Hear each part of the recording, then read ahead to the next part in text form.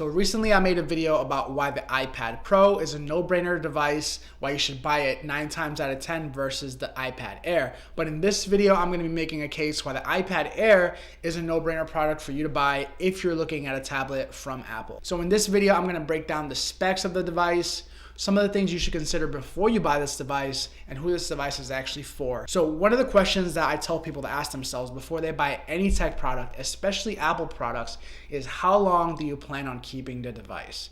Because this question is going to dictate which way you go, because you can put all of Apple products in a hat, pick a product, and it's going to be a great product. You're going to be able to do 85 to 90% of what you need it to do. But this is not a question of what do you need. It's more of a question of how long you plan on keeping the device and looking at where the technology is going in the future.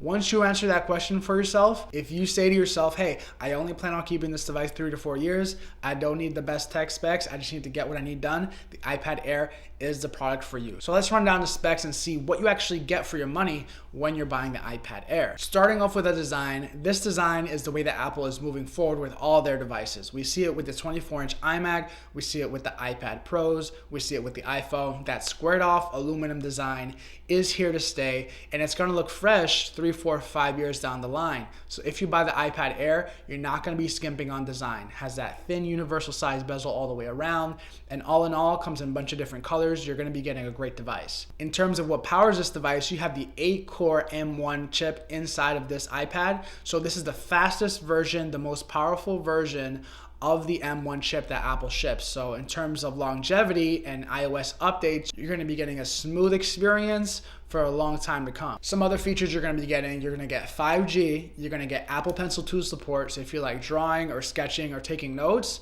this device is going to support the latest Apple Pencil, which is a great feature. In terms of the display, this is something that you're going to take a hit on. You're not going to get OLED, you're not going to get 120 Hertz, but you do get a really colorate 60 Hertz LCD display. And a bonus is that you also get True Tone. So your eyes aren't going to get as fatigued, and it's going to be able to adapt to your environment, which is a pretty cool feature to have. In terms of biometrics, you're not going to get Face ID like the iPad Pros, but you are going to get Touch ID, so it's going to be reliable and it's going to work every single time. Now, in terms of cameras, this is a really solid 12 megapixel wide angle camera, and it also comes with center stage. So now that we're FaceTiming more than ever, Zoom calls, the camera is actually going to be able to follow you as you move around in frame when you're video chatting or you're Skyping with your friends and family or even at work. So when you look at the overall package of the iPad Air, for most people, it's going to get you through the entire day. It's going to last you a pretty long time, and it's going to bring you 80 to 85% of the features that the iPad Pro would give you. So let me know in the comments if you plan on buying this device, if this is the device for you,